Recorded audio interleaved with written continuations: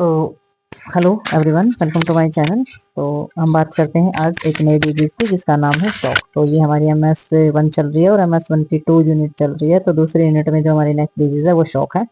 ठीक है, तो इसमें हम इसके बारे में पढ़ते हैं, इसके डेफिनेशन के बारे में। तो इन्होंने दिखा है shock is the medical emergency in which of the organs and tissues of the body are not receiving an accurate blood flow. तो इसमें एडुकेट्स क्या नहीं होता, ब्लड फ्लो एडुकेट्स नहीं होता, रिसीव नहीं कर पाती है बॉडी। ठीक है, तो ये जो हमारी इमरजेंसी होती है ये हमारे ऑर्गन्स और टिश्यूज की होती है। तो शॉक की क्या प्रॉब्लम होती है, तो आगे हम पढ़ते हैं कि शॉक की कंडीशन तो हमने देख ही लिया। शॉक जो है इमरजेंसी कंडीशन हमारी होती है ऑर्गन और टिश्यूज की, और इसमें जो है ब्लड फ्लो रिसीव नहीं हो पाता है। ठीक है, तो इसमें हम देखते हैं आगे। तो इसमें जो है हमारे क्या क्या टाइप्स होती हैं हमारे शॉक की। तो शॉक की टाइप को हम जानते हैं। तो सबसे पहले इन्होंने बताया कार्डियोजेनिक शॉक। ठीक है, कार्डियोजेनिक जो शॉक होता है वो क्या होता है, associate with the heart problem. तो जो हमारे हार्ट की प्रॉब्लम को एसोसिएट करता है वो हमारा कार्डियोजेनिक शॉक होते हैं सारे के सारे।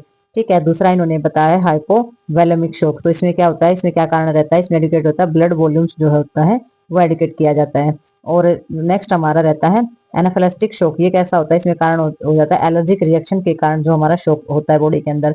सेप्टिक शॉक हो जाता है, इसमें एसोसिएट होता है हमारा इन्फेक्शन, किसी भी तरीके का अगर इन्फेक्शन बॉडी के अंदर हो जाता है तो वो हमारा सेप्टिक शॉक बोला जाता है। न्यूरोलॉजिकल शॉक क्या बोला जाएगा, इसमें कारण रहता है डैमेज। अगर हमारा नर्वस सिस्टम जो होती है उसमें से कोई भी चीज अगर हमारी डैमेज होती है तो वो हमारी क्या बोली जाती है, न्यूरोजेनिक शॉक। ठीक है, तो ये तो हमारी इसके अंदर थी टाइप। तो नेक्स्ट जो इसमें हमारा दिया गया वो हमारे क्लिनिकल मैनिफेस्टेशन। तो क्लिनिकल मैनिफेस्टेशन के अंदर हमारा दिया गया है एंजाइटी। तो इसमें हमारी एंजाइटी हो सकती है, चेस्ट पेन होता है जब शॉक की प्रॉब्लम होती है। तो जो ब्रीदिंग होती है, जो सांस जो लेते हैं वो बहुत ही धीरे धीरे सांस आता है। ब्लू स्टिंग, जो हमारे लिप्स और जो फिंगर के जो नेल्स होते हैं वो ब्लू हो जाते हैं, नीले हो जाते हैं। ठीक है, और नेजवा जो है और वोमिटिंग है वो कॉमन सिम्टम इसमें होते हैं। और अनकॉन्शियसनेस हो जाती है, यानी कि अनकॉन्शियसनेस का मतलब क्या हो जाता है कि भाई जो पेशेंट है वो बेहोशी की अवस्था में ज्यादा हो जाता है। ठीक है, तो इसमें आगे हमारे कोज हैं। तो कोज में हम जानते हैं कि क्या क्या कारण जो है वो हमारे रहते हैं किसके पीछे, शॉक के पीछे। तो किस कारण से हमारा शॉक जो है वो हो सकता है हमारी बॉडी के अंदर। तो सबसे पहले हार्ट फेलियर जो होता है। ठीक है, हार्ट फेलियर। ठीक है, डिहाइड्रेशन की वजह से, सीवियर एलर्जिक रिएक्शन कारण बन सकता है। और हमारा यूरिन आउटपुट अगर डिस्क्रीज हो रहा है वो भी रीजन बन सकता है। फास्ट हार्ट रेट अगर हमारी ज्यादा चल रही है वो भी हो सकता है। जुगलर वेन जो है कार्डियोजेनिक शॉक में जो आती है, जुगलर वेन का जो वर्क होता है अगर वो ढीला हो जाए तो भी हो सकता है। कूल और क्लैमी स्किन हो जाती है हमारी वासो कंट्रैक्शंस के कारण, यानी कि जो हमारी ब्लड वेसल्स होती हैं अगर वो सिकुड़ जाए तो भी ये प्रॉब्लम हो सकती है। और हमारा जो माउथ जो है वो ड्राई और थ्रस्ट जो है वो भी हो सकता है। हेमरेज हो सकती है, इन्फेक्शन का रीजन हो सकता है। ठीक है, लो ब्लड प्रेशर हो सकता है, कंफ्यूजन हो सकती है, वीक और अब्सेंट पल्स जो है वो हमारी हो सकती है। तो ये रीजन रहते हैं हमारे, ये कारण होते हैं हमारे शॉक के। ठीक है, तो कारण जो है कॉमनली हमें सारे पता चल गए हैं। तो आगे हम इसके अंदर क्या पढ़ेंगे, आगे हम देखेंगे इसमें पैथोफिजियोलॉजी। तो पैथोफिजियोलॉजी के अंदर हमारी कौन कौन, तो इसमें हम देखते हैं थोड़ा सा डायग्राम को देख करके। जो डायग्राम ये फ्लो चार्ट जो बनाया हुआ है इसको देख करके हम समझेंगे कि पैथोफिजियोलॉजी में क्या आ जाता है। तो इसमें सबसे पहले उन्होंने बताया है कि जो हमारा इंडिकेट होता है वो हमारा परफ्यूजन जो होता है। परफ्यूजन क्या होगा, हाइपोक्सिया। जब परफ्यूजन होगा तो हाइपोक्सिया यानी कि ऑक्सीजन की कमी। जब ऑक्सीजन की कमी होगी तो हमारा क्या हो जाएगा, एनर्जी लेवल जो है वो डिस्क्रीज हो जाएगा। और एनर्जी लेवल जब डिस्क्रीज होगा तो क्या होगा, लैक्टिक एसिड होंगे एक्यूमुलेट होंगे और पीएच लेवल भी हमारा जो है वो डिस्क्रीज हो जाएगा। ठीक है, और जब हमारा लैक्टिक एसिड होंगे तो उसमें क्या होगा, वासो कंट्रैक्शन होना स्टार्ट हो जाएगा ब्लड वेसल्स के अंदर। और हमारा कौन सा मेटाबॉलिक सिस्टम स्टार्ट होगा, एनारोबिक। एरोबिक कब होता है, ऑक्सीजन के प्रेजेंस में होता है। लेकिन यहाँ है ऑक्सीजन की कमी, ऑक्सीजन की कमी होती है तो हमारा मेटाबॉलिक सिस्टम क्या होगा, हमारा हो जाएगा वो एनारोबिक। ठीक है, तो उसमें क्या हो जाएगा, जो मेटाबॉलिक है वो एसिडोसिस हो जाएगा। एसिडोसिस यानी कि ब्लड के अंदर एसिड जो है वो ज्यादा बढ़ जाएंगे हमारे। ठीक है, तो डाई फंक्शन होगा किस चीज का, हमारे जो सेल मेम्ब्रेन्स होती है वो डाई फंक्शन करेगी, यानी कि फंक्शन काम अच्छे से नहीं करेगी। और जब डाई फंक्शन होगा तो उसमें क्या होगा, डिस्ट्रक्शन हो जाएगा। ठीक है, डाई फंक्शन हो जाएगा और जो सेल जो है उसकी डेथ हो जाएगी। ठीक है, तो जो शॉक के कारण हमारी जो चीजें होती हैं वो डिस्क्रीज होती चली जाती है और बिगड़ती चली जाती है। हमारी सारी की सारी जो कंडीशन होती है सेल की, तो वो डिस्ट्रक्शन हो जाता है, लास्ट में काम करना बंद कर देता है और सेल की जो है वो डेथ हो जाती है। ठीक है, तो इसमें आगे हमारी आ जाती है मैनेजमेंट। तो मैनेजमेंट में हम क्या देखेंगे, तो सबसे पहले क्या डिस्क्रीज कराएंगे हम, किस चीज के बारे में वो देखेंगे। सबसे पहले हमने जो पेशेंट को प्रोवाइड कराना है वो है हमारा O2। ठीक है, तो पेशेंट को 100% जो है ऑक्सीजन जो है उसकी कंप्लीट होनी चाहिए, ऑक्सीजन की कमी नहीं होनी चाहिए। क्योंकि जितनी भी प्रॉब्लम है हमारी, ये सारी की सारी हमारी ऑक्सीजन कम होने की वजह से जो है सेल हमारे डेड हो जाते हैं।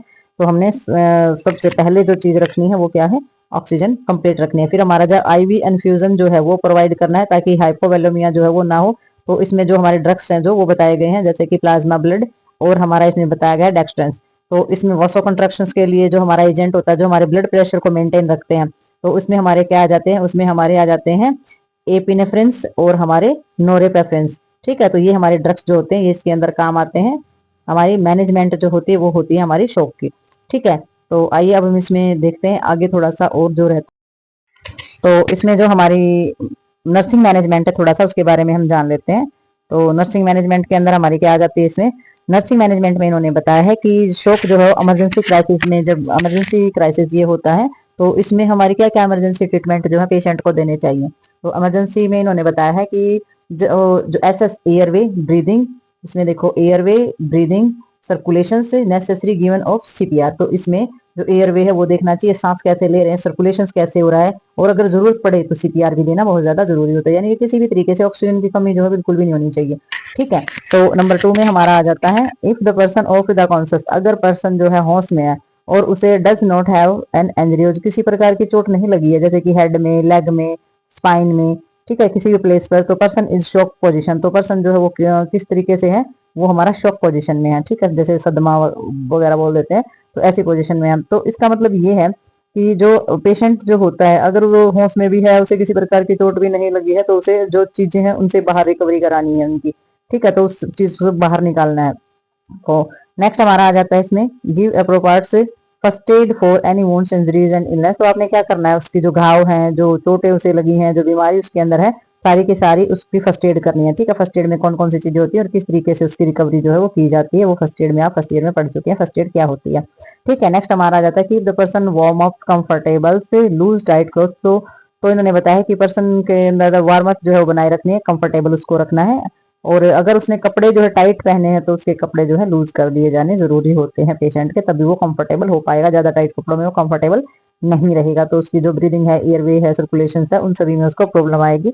ठीक है, तो नेक्स्ट हमारा आ जाता है इफ पेशेंट हैवी वोमिटिंग, अगर पेशेंट को बहुत ज्यादा मात्रा में वोमिट कर रहा है, उल्टियां कर रहा है, turn the head to one side, तो उसका जो हेड है वो एक साइड में रखें। ठीक है, यानी कि सर को जो है एक साइड में झुका के रखे, अगर पर्सन बहुत ज्यादा मात्रा में वोमिट वगैरह कर रहा है, उल्टियां वगैरह कर रहा है तो। ठीक है, तो ये थी हमारी नर्सिंग मैनेजमेंट की भी, नर्स को क्या क्या ध्यान रखना है शोक कंडीशन के अंदर। तो आई होप आपको ये जो शोक का जो टॉपिक है, जो ये डिजीज है, ये समझ में आई हो। इसकी सारी की सारी नर्सिंग मैनेजमेंट है, क्लिनिकल मैनिफेस्टेशन है, कॉजेज है, वो सारे के सारे पता चले हो। तो आइए मिलते हैं किसी नेक्स्ट डिजीज में और नेक्स्ट टॉपिक के साथ, तब तक के लिए बाय बाय।